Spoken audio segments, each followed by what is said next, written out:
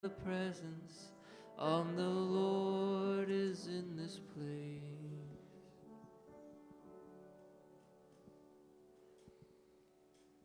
Surely the presence. Now I invite you to prepare for a time of meditation. We do this by focusing our attention within and releasing the outer distractions. If you're comfortable, closing your eyes helps.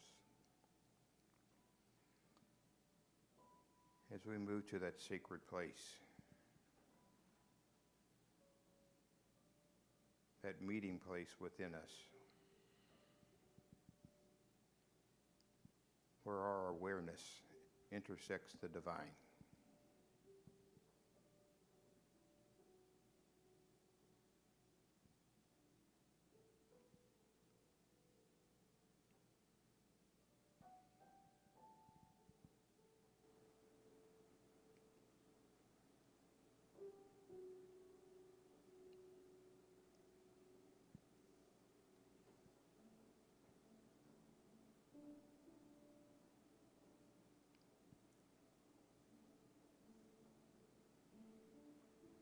As we open our hearts to the awareness of the divine within, we also can reach out and feel the divine within others, within everything.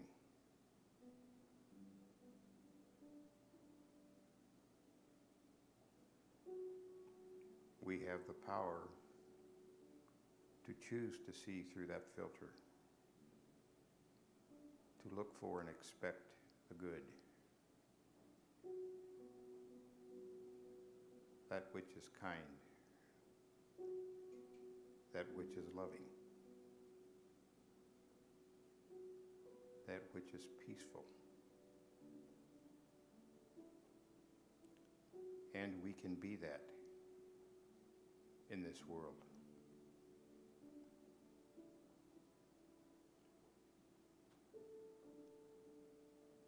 I invite you to explore these thoughts in the silence. In the silence.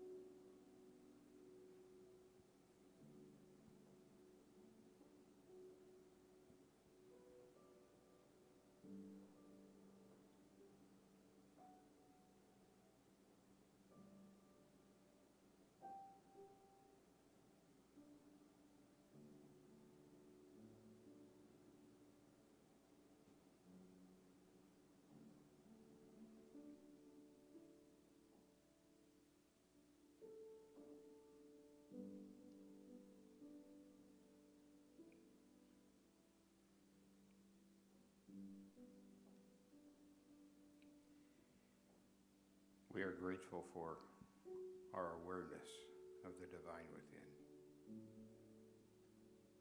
And we say thank you. Thank you, God. And so it is.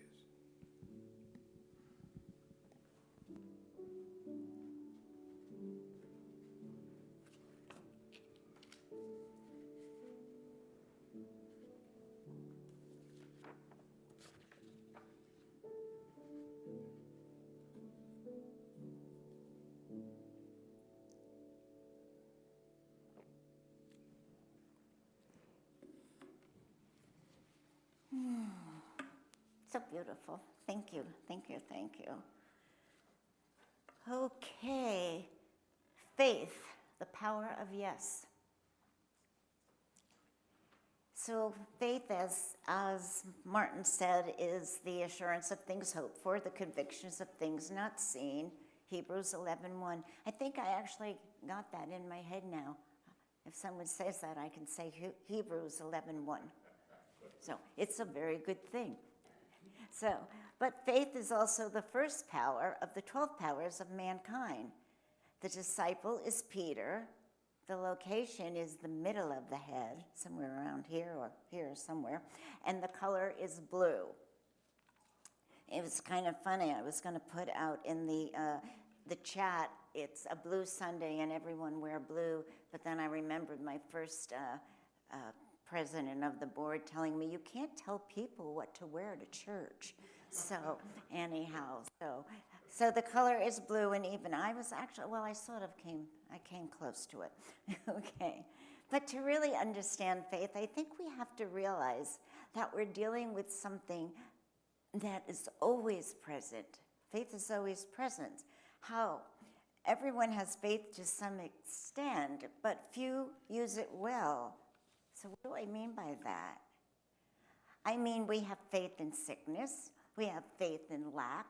We have faith in limitation. We have faith in worry, insecurity. Do you get the picture? Yeah, we have faith in all of those things. We put our faith without realizing it in the negative instead of the faith from God. There really isn't such a thing as a lack of faith. It is directing our faith. How do we direct our faith, right? Our beliefs. We direct them in the wrong attention. Somebody's outside there. We direct them in the wrong direction all the time. It's the kids, okay. I just always worry because I don't want anyone coming in and shooting Jules. So, well, yeah, who are they going to go to first, Faith, right? Right. Okay, so, right. So there really isn't such a thing as lack of faith, for sure. It's directing our faith, our beliefs. We direct them in the wrong direction, okay? So paraphrasing Charles Fillmore, which is much easier to do, the key is this. We are not to have faith in God, but faith from God, okay? Faith in God, no. Faith from God. God gives us. Faith in God is trying to direct your attention consciously to something outside of yourself. Faith from God is the basic premise that we have our life in God. We move in God and we have our being in God. We're never separate from God. So I love this.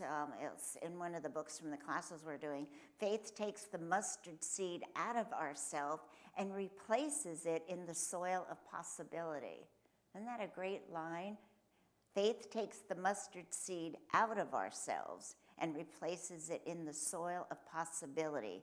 And then it weaves new connections in the brain. So when Robert Schuller had a big dream, and oh boy did Robert Schuller have a big dream, so he had demanded a bigger faith, right? His congregation had outgrown their drive in the theater where they didn't actually seat 500 people. They had 500 things that they put in people's windows of their car. So when they outgrew that, so Schuller called a renowned architect, Philip Johnson, who designed that extraordinary cathedral of glass to match Schuller's big dream, right? So the funny part of the story is, so Howard Keller, that was Schuller's stewardship director, tells this story. So Schuller asked Johnson, how much is this going to cost, Philip? And Johnson replied, $18 million, Robert. Kelly said that Schuller, who is an imposing figure at 6'2", pounded his fist on the table and said, I don't have $18 million. I don't even have $1 million. Philip, I don't even have any money. But this church will be built. And so it was. He believed with all his heart that Schuller's divinely grounded faith found a way, and he walked in it. One step at a time. And that's the part we don't get. We have this idea and think, yeah, I have faith, all this good stuff, right?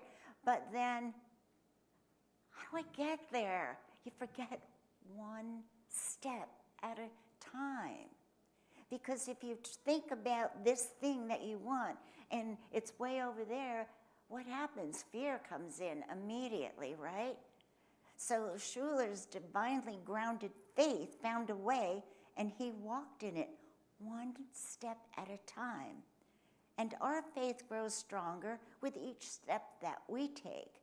Fears and doubts diminish, and we move forward to the good that we seek, right? When Jesus had attained a certain soul consciousness, he called 12 apostles to him. This means he was ready to send his thoughts down into the inner realms of consciousness. Because Jesus needed more than himself to spread the word, we need more than ourselves. And I keep, in the past few weeks, telling about how we need to be interdependent and how we need to lean on each other when it's necessary to do that, which is, of course, one of my hardest things to do, is to lean on other people. But I'm getting better. I'm getting better at that. So because Jesus needed more than himself, so he brings forth helpers, right? And each one needs to head a department in man's consciousness, right? So thus, these 12 apostles, the department heads, if you will. And the first apostle, as I already said, was called Peter, as you know. And Peter represents faith in spiritual faith from God. So faith isn't something that we find. Faith is a free gift from Spirit, the action of God. Faith, then, is just centering ourselves in God, knowing that God is centered in us, and believing it and embodying it. It's not just words in our heads, but it's words that we allow to have passion, and they have power in us. So faith, then, is centering ourselves in God, knowing that God is centered in us. To understand this is to change our lives. You see, God has already given us all that we can have. It's already here. We have to ask. We have to believe. We have to have passion. We have to embody. There's a lot of words. And remember we were talking, 3 weeks ago or so, about everything is movement. So that we have it centered, and then you have embodiment, you have passion. Everything is a movement. Everything has energy, and the more energy, the more embodiment, the more passion, the more belief, the more faith that you have. That's all movement, and that movement is all energy, and then that centers in, right? So God has already given us all that we can. So Pope John the 23rd said, consult not your fears, but your hopes and dreams. Yeah. Where's the first place we go? I don't know if I can do that. I'm not sure about that. That's the first place. No. Consult not your fears. Don't keep analyzing and going through all this stuff, but just keep your hopes and dreams alive. Excuse me one moment. Those of you who know me, you know that I have a lot of little frogs in my house, and I like frogs, but one of them jumped in my throat, and I'm trying to get it to wash down. So it's still there, but it's working its way down. So we need not to think about our frustrations, but our unfilled potential. Instead, concern yourself not what you tried to do and failed, but what is still possible for you to do, right? Fear shuts us down, and faith opens us up. It's just that simple, right? The key is this: the more centered we are in God, the stronger our faith rings out. And if we center in negation, then we have little faith. How many times have you heard, ye of little faith? Right? What was the one that someone said this week? Negative Nelly? I don't know. Was that you, Jules? Negative Nelly? Somebody said it this week. Debbie Downer, Doubting Thomas, right? Doubting Thomas. That's not our Tom, though. Okay. So basically, positive faith is centering your consciousness in God, not God out there. In God. We are God expressing. There but God in whom we live and have our being. We are God expressing. Because God cannot express other than through us. That's why he made us. Because he was stuck. Have all these great ideas. Well, what do I do with them? I better create some people so that they can fulfill my dreams. Are you fulfilling your God's dreams? Are you? Because where did those dreams come from? They came from the Sacred One. We're always being filled with these over and over and over. Faith, says Fillmore, has an abiding place in man's consciousness. Peter's faith in Jesus showed how faith grows in mind and evolves, right? We should not be discouraged if our first efforts fail short of our desired ends. Fillmore again says, the force of the invisible are much closer than we think. Yeah, they're right inside us. We keep looking out there and out there, but it's all in here. Fillmore says, the force of the invisible are much closer than we think, and we turn our attention in their direction. The response is usually so pronounced, we call it a miracle. You go, oh my God, that happened. That's a miracle. That's okay, call it what you will as long as you have faith, right? So when you make up your mind to be the truth is you put your faith into action. Everything is action, everything is movement, everything is energy. What this means is your belief or attitude about a particular thing is so inwardly embodied that the mind can no longer deny it. So faith is knowing, or the belief is so strong that you don't even question it. You know, I had a little bit of a challenge this week, and a doctor said, you know, possibly blah, blah, blah, and we're going to do a blood test, blah, blah, blah. And then I looked into it, and well, this is a pretty miserable thing. And then I started reading all of the things that went with it as cures or help. And I looked at that, and I went back and I looked at it yesterday morning. I said, no way, I'm not doing this. I'm not having this, because the cure is worse than the disease, so it's going to be negative. And this morning I opened up my phone, and it said, you have a message on your thing from Prater, and I opened it, and I read it, and it said, negative. I said, yeah, darn right it is, because I'm not doing that. I'm not dealing with that. So, I mean, it was in truth, in my God's honest truth, my belief, no.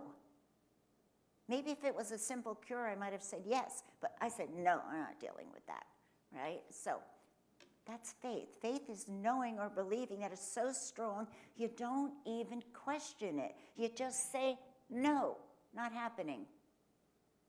But you have to believe it with your whole heart and soul. So always remember that your conscious mind, that's your mental mind, that's what you're all using right now, is your conscious mind directs your subconscious mind, and your subconscious mind obeys. Remember, what do we always say? What does the universe always say? Yes, exactly. It says yes. So what you're directing from your conscious mind into your subconscious mind that obeys, it means then they are in agreement. They are in agreement. So if you're putting negative stuff from your conscious mind into your subconscious mind, they are in alignment. But if you're putting good from your conscious mind into your subconscious mind, the universe still says yes, and you're in alignment. So this is the important thing. It simply means faith is created or generated then from your conscious mind. And if you're controlling your thoughts, then you're controlling your mind. Then what you feed or put into it will be in agreement, and your faith will be complete. Pretty simple, huh? No, it takes a little bit of discipline and work. I know that. So give us this day our daily bread, right? So when we know that today we have food, we have shelter, we have clothing, we probably have too much food, great shelter, too much clothing. We don't even think about this though. We have faith. We have faith when we open our refrigerator, we're going to take out and eat, right? And we have faith when we open our closet, there's something to put on, right? And our homes. So we have it. We don't have to think about this. We have faith. We get in the car, we have faith without thinking about it that the car is going to start.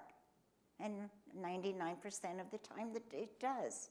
So when we live in the moment, when we live in this very moment right now, knowing that the next moment will be fine, the next moment will be fine, we are then coming from a place of faith. Number one power of the 12 powers. And Dr. Holmes says, our other guru guy, he says life is and we live it. Life is and we live it. How are you living it then? He said the law of mind is and we use it.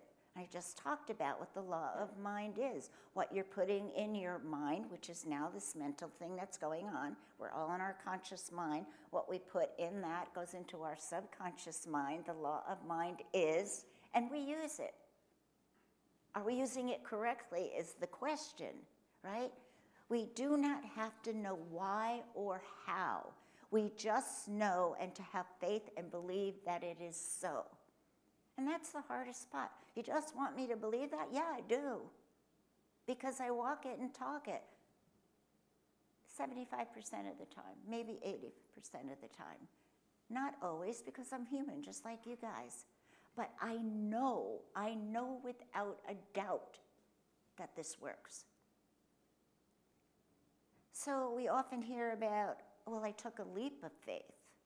What about a leap of faith? We hear that expression. So what does that mean?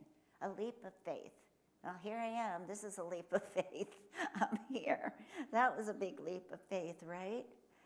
As anyone can tell you who has ever done anything great to move out, to do something that makes zero sense to anyone else, is taking a leap of faith.